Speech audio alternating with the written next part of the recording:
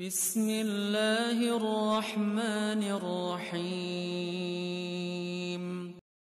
Assalamualaikum. Jangan lupa like, comment, and subscribe. Bye.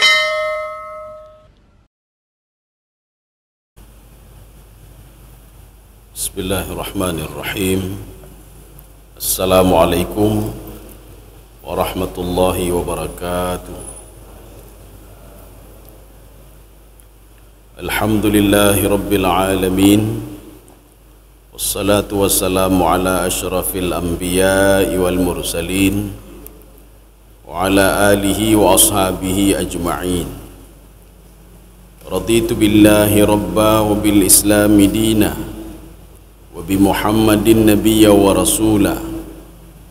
Rabbi shrah li sadri wa yassir li amri wahlul 'uqdatam min lisani yafqahu qawli. Allahumma ja'al jam'ana hadza jam'an marhuma wa tafarruqana min ba'dihi tafarruqan ma'suma. Kaum muslimin dan muslimat sidang jamaah subuh yang dirahmati Allah, kita memasuki pembahasan baru atau judul baru. Judulnya Babul Wara'i wa Tarkus Syubhat. Jadi satu bab, satu pasal, satu pembahasan, judulnya wara'. Jadi wara' ini menggunakan ain, jadi bukan menggunakan hamzah. Kalau hamzah wara' itu di belakang artinya. Kalau di dalam kajian tasawuf ya, wara' itu artinya kehati-hatian. Seperti di dalam hadis Abi Hurairah, tatkala Abi Hurairah radhiyallahu anhu mengatakan kepada seorang sahabat, kamu tahu nggak takwa itu bagaimana? Takwa itu ibarat berjalan di atas duri, Pak, naduro. Makanya kita harus hati-hati, baik kendang duro kaki. Makanya orang yang bertakwa itu adalah orang yang menjaga dirinya ketika dia di dunia, supaya jangan kena dosa. Wateta tajabut nyopu dosa apa hana dosa ya nembak. Itulah takwa. Jadi artinya menjaga diri supaya tidak kena duri. Maka wara' begitu juga. Wara' itu kalau kita merujuk ke dalam beberapa kitab-kitab tasawuf, termasuk kitab Minhajul Abidin, Sirajul Talibin, Rasail Al-Ghazali, Mukashafatul Qulub, Ihya Ulumuddin. Kemudian ada juga kitab Al-Qayyim Al-Jauzi, Ibnu Qayyim Al-Jauzi. Jadi beliau mengartikan wara' itu apa? Wara' itu kehati-hatian. Seorang ketika ingin naik kendaraan kan begitu juga, hati-hati supaya baik kecelakaan. Kita begitu juga. Maka dalam hati-hati itu ada tuntunan nanti. Ya, makna tuntunan. Watarku asyubhat. Dan bagaimana cara meninggalkan yang syubhat. Kita sudah membahas setiap pertemuan hadis Riyadhus Shalihin ini. Jadi ada mukadimahnya, ada Al-Quran dulu, ya, ada ayat Al-Quran dulu. Kemudian setelah itu baru hadis. Jadi ayat Al-Quran yang dikutip dalam kitab ini adalah surah An-Nur ayat 15. Jadi bunyinya, A'udzu billahi minasyaitonir rajim. Bismillahirrahmanirrahim. Wa tahsabunahu hayyinan wa huwa 'indallahi 'azim. Kita melihat wara' itu biasa saja, alah biasa. Wara'nya put hatta pujih wara'nya. Menjaga diri. Memang hayinan artinya apa? Simple. Menurut kita simple. Ya, nampak. Alah baik letak teman yang pajuh haju, ya, Mbak. Bila tak temannya orang panepeng pajuh haju, mana puan. Seorang yang berpikir dulu duit itu dari mana, itu wara' namanya, Pak. Tapi kalau enggak berpikir-pikir, mandul pajuhnya, mandul pajuh. Hana pupu atadro kena pajuh juga deh. Jadi makanya kalau kita lihat apa, simple. Menjaga diri untuk tidak makan haram itu simple. Wa tasabunahu hainan wa huwa 'indallahi 'azim. Padahal sifat wara' itu pahalanya luar biasa di sisi Allah Subhanahu wa taala. Ini satu. Yang kedua, ini surah Al-Fajr ayat 14. Inna rabbaka labil mirsad. Jadi ketahuilah Allah Subhanahu wa taala itu terus memantau kegiatan kitanya. Kegiatan kitanya sampai pantau. Kita saja dalam pemerintahan kan dipantau juga. Dalam keluarga kan dipantau juga. Habis buat laporan, pergi laporan lima. Dipantau. Nyoho kapengnya, nyoho kanyo, nyoho kanyo. Nyo pekena kerja hanapeng, nyo napeng pekena kerja yang tanya ngundum, Pak. Ya. Jadi ini maksudnya inna rabbaka labil mirsad. Jadi apapun yang kita lakukan itu selalu dalam pantauan Allah Subhanahu wa taala dan kita dimintai pertanggungjawaban. Ya, mintai pertanggungjawaban. Sekarang kita masuk hadis yang pertama. Ini tentang wara dan meninggalkan yang syubhat. Wa Nu'man bin Bashir radhiyallahu anhuma qala. Hadis ini dari Nu'man bin Bashir radhiyallahu anhuma. Jadi kenapa radhiyallahu anhuma? Karena Allah Rasulullah ini memuji Nu'man sama Bashir, Ibnu Bashir. Sami itu Rasulullah sallallahu alaihi wasallam yaqul.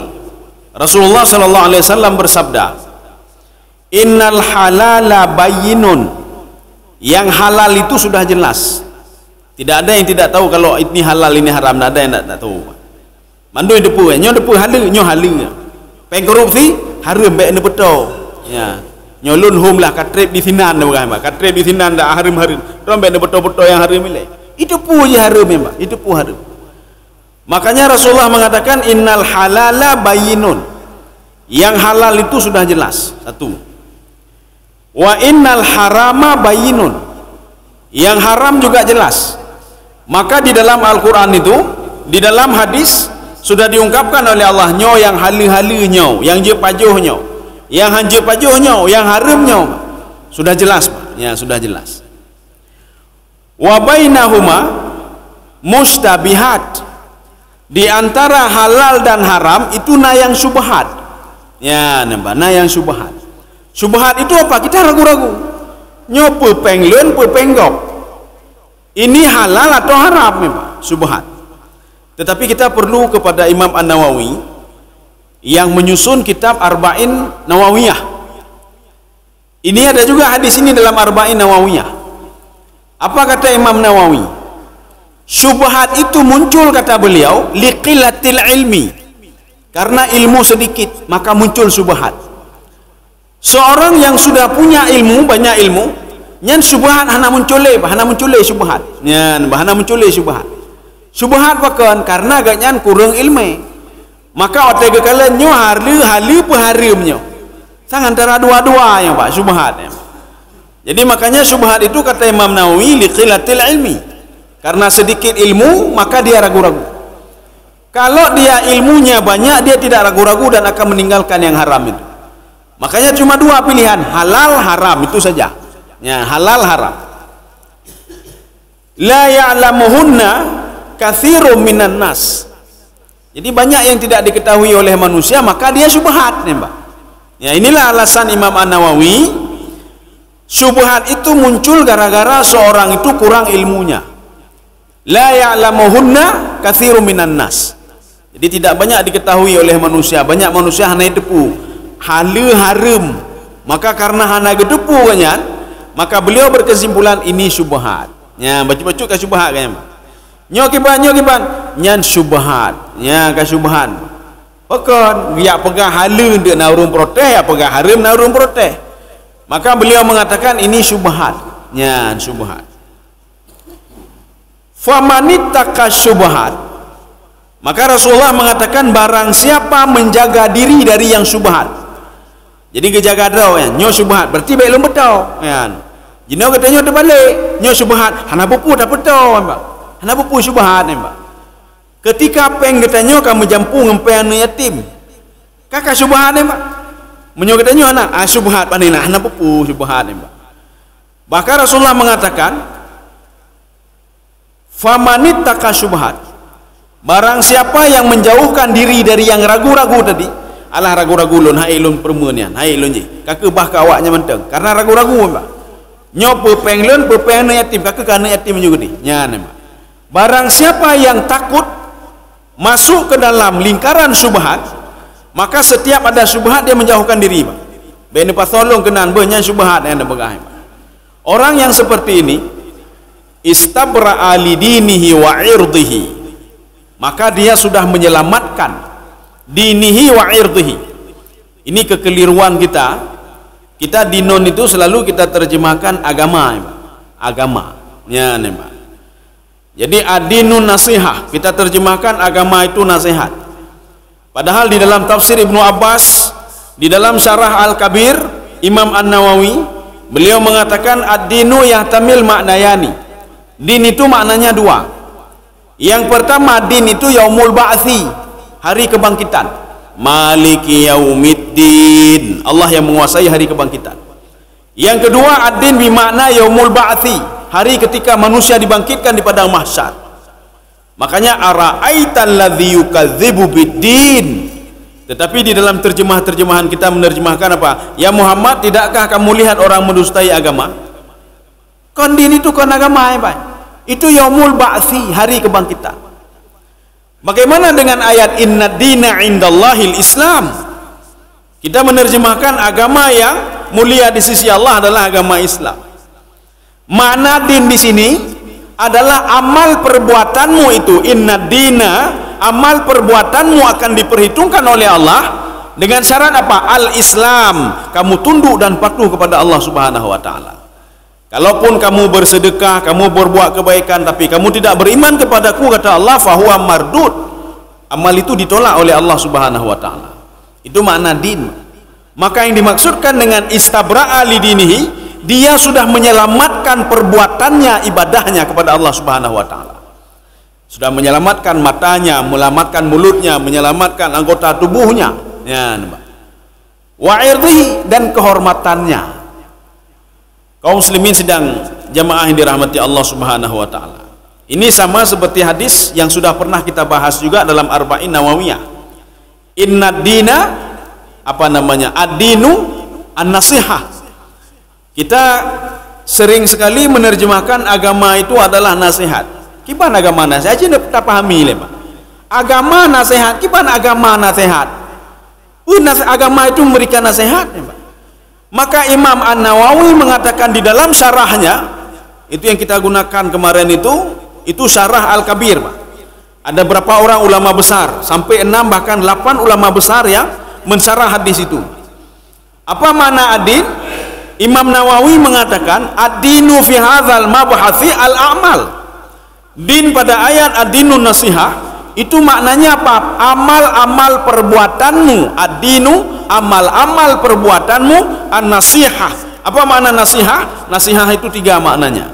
Makna salah satunya adalah ikhlas karena Allah Subhanahu wa taala. Itu makna nasihah.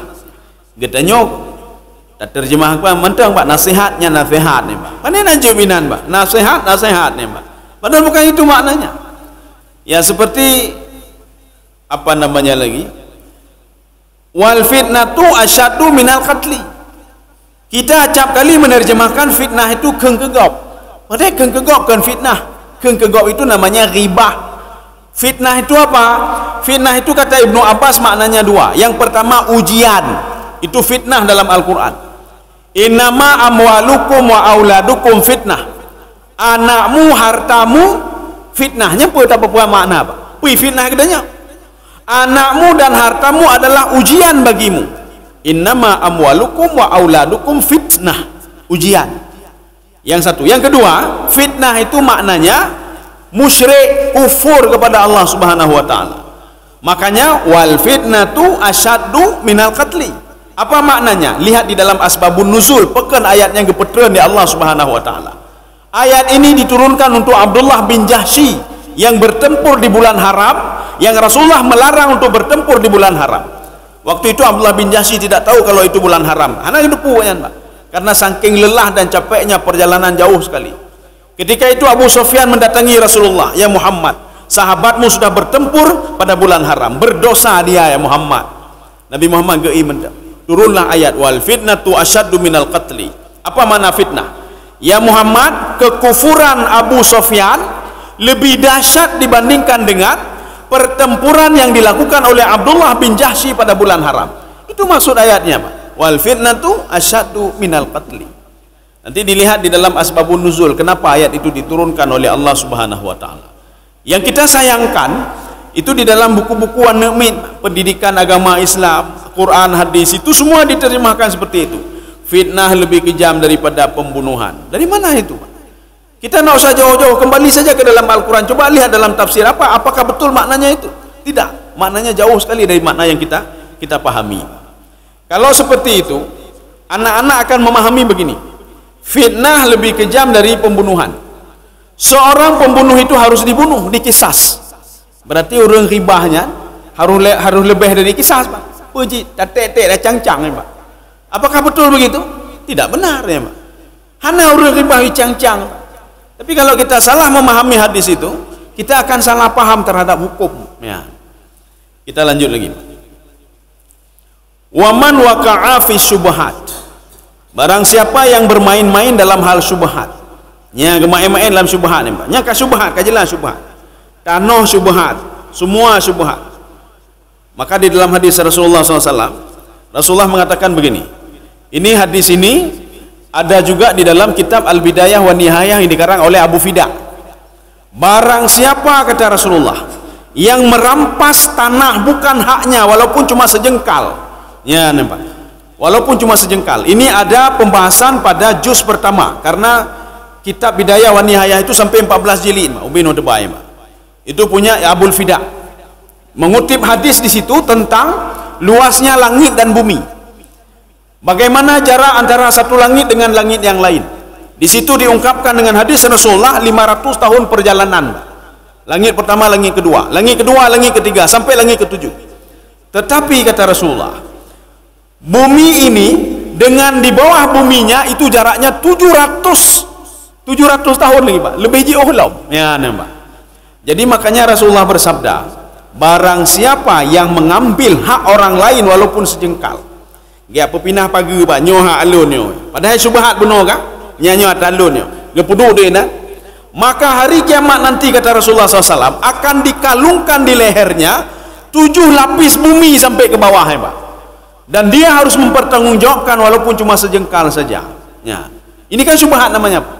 Ketika kita itu waqa' fi syubhat, kita sudah bermain-main dalam hal syubhat, waqa'a fil haram, kata Rasulullah. Kamu sudah masuk ke dalam lingkungan haram. Maka baik galak-galak yang syubhat. Menyukata tepu syubhat kakilah baik dah pupuk dia.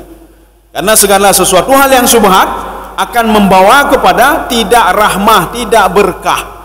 Hana berkah tanah katanya kepuan, Pak. Tinggal hijak Allah mana katanya hana berkah, hana katanya tinggal Pak tanahnya, Pak. Tanah haram lombai. Tanah haram. Kalau tanah haram di Mekah, Masjidil Haram. Nyo tanah haram dah cak tagap, Pak. Ya, tanah haram dah cak tagap. Menyoi deh Masjidil Haram demi pahala alam tanya, Pak. Nyokam demi pahala tanah haram demi dosa alam, Pak. Besok dilanjutkan oleh anak kita lagi. Ijak ni deh tanam tanaman di tanah haram tadi walaupun sejengkal.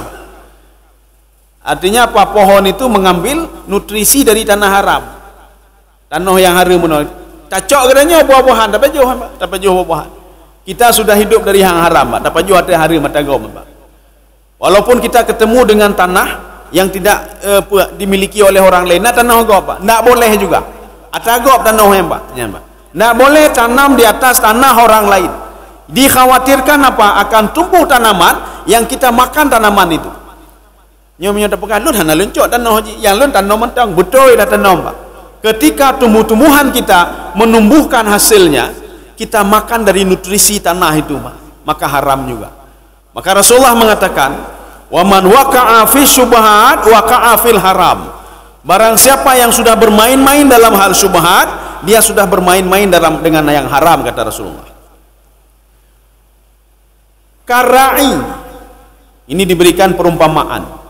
Ini kalau di dalam kajian ilmu balaghah, ini namanya tasbih. Tasbih itu apa? Perumpamaan. Perumpamaan untuk apa? Supaya manusia mudah memahami, Pak. Syubhatnya berkiban. Ya, supaya mudah memahami. Syubhat itu, kata Rasulullah, itu seperti karai. Ada seorang pengembala. Apakah gembala kambing atau gembala onta atau sapi. Yar'a haulal hima. Dia itu mengembala di sekitar daerah terlarang. Nyo lampu katanya, ye lampu gop. Kemudian apa? Kita mengembala kambing di daerah to lampu gop. Ya, to lampu gop. Yushiku ayar ta'afihi. Kita khawatir kambing yang kita ikat tadi lepas masuk ke dalam lampak gegop. Ipajoh hata gop mbak. Ipajoh hata gop. Ya nampak. Jadi maka jigop yang pun bengeh ke katanya. Yang kedua apa? Kai ipajoh hata gop mbak. Kambingnya raya-raya lagi. Nanti kita konsumsi kambing itu lagi mbak. Ya. Sudah tahu kita itu daerah haram, tak peduk lah mbak. Kata tu punya hata gop lah mbak. Tak peduk lah di sini. Ala wa inna likulli malikin hima. Ketahuilah kata Rasulullah, setiap raja itu dimanapun saja itu ada daerah terlarang yang dilarang oleh raja. Jadi raja itu ada kerajaannya, raja selalu memberitahukan ini nak boleh, ini boleh. Pasti seperti itu kata Rasulullah. Setiap raja itu punya daerah terlarang. Ala wa inna himallah maharimuhu. Allah begitu juga. Allah juga punya daerah terlarang. Apa itu? Yang diharamkan oleh Allah itu daerah terlarang. Jadi makaji katanya tak jaga ada. Seperti hadis Abi Hurairah tadi. Hadis Abi Hurairah, orang yang bertakwa itu ibarat berjalan di sampingnya banyak duri. Maka dia harus hati-hati supaya kakinya tidak kena duri. Seorang yang hidup di dunia ini harus menjaga diri kata Rasulullah dari yang diharamkan oleh Allah. Nyo kepahara berarti baik betul. Nyo hala berarti tak betul, Pak. Kita menjaga diri, Pak. Ala wa inna fil jasad. Ketahuilah kata Rasulullah, di dalam tubuh ini, nyan, Pak. Mudghah. Ada segempal darah kata Rasulullah. Itu yang dimaksud itu apa? Itulah jantung tadi, Pak. Ada jantung, nyan, Pak, jantung.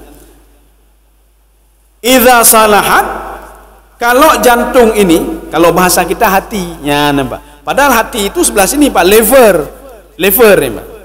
Yang menyotak depu ni tak ya blow pun nanti blow hati Pak. Blow hati jancang kinyan lever nanti Pak. Ini bukan lever. Yang dimasukkan kalbon di sini walaupun maknanya hati tapi jantung. Maka Rasulullah menggenggam tangannya Pak. Maka jantung kita sesuai dengan genggaman kita Pak.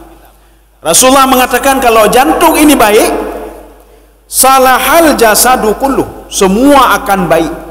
Tapi kalau bahasa kita, kalau hati ini baik, maka seluruhnya baik. Wa idza fasadat fasadal jasadu kullu. Ala wahyal qalbu. Kalau hati ini jelek, maka semua akan jelek. Maka ji menyona urang kueh ke gop, dengki ke gop, beroakai ke gop akan membawa pengaruh bagi anggota tubuh yang lain. Maka ji bagi banjara, tak pegli hati, pegli hati. Inilah masuk ke dalam kajian tasawuf. Jadi tasawuf itu apa? Mengkaji hati supaya hati ini bersih selalu. Kalau hati sudah bersih, yang lain juga bersih. Pada suatu hari, tatkala Allah Subhanahu wa taala menciptakan gunung, malaikat mengatakan, "Ya Allah, luar biasa gunung itu. Gara-gara gunung, bumi ini tidak bergerak lagi ya Allah. Gunung itu ibarat paku." Lagi labang ya, Pak. Kalau kiamat maka ditarik gunung itu. Kemudian Allah mengatakan tidak. Ada yang lebih dahsyat dari gunung itu. Malaikat bertanya, apa yang lebih dahsyat dari gunung itu ya Allah? Besi kata Allah. Maka ji ramai je no, urang kerok gunung kan Pak. Yang kerok gunung. Kerok gunung cok tanah timbun gede. Kerok gunung. Gunung enggak bisa berbuat apa-apa. Pegang kai kerok lebih besar kan Pak. Malaikat bertanya lagi, ada yang lebih dahsyat dari besi ya Allah? Ada kata Allah. Apa itu ya Allah? Apui. Yang menyoka kenang apui, yang besar luluh apa besar Pak?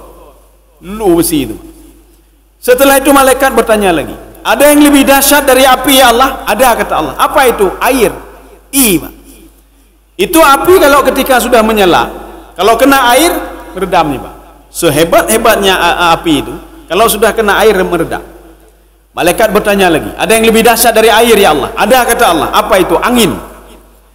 Jadi makanya Allah mengatakan dalam Al-Quran, wa nasrifuhu ammay yasha. Walaupun di daerah Banda Aceh mendung, tapi banjir ji hidih medan banjir. Walaupun mendungnya di Banda Aceh, tapi hujannya di Sigli. Maknanya apa? Angin bisa meniup awan tadi kemana saja yang diinginkan oleh Allah Subhanahu wa taala. Wa nasrifuhu amma yasha. Saya bisa membuat hujan di sana dan di mana-mana pun, kata Allah. Terima kasih.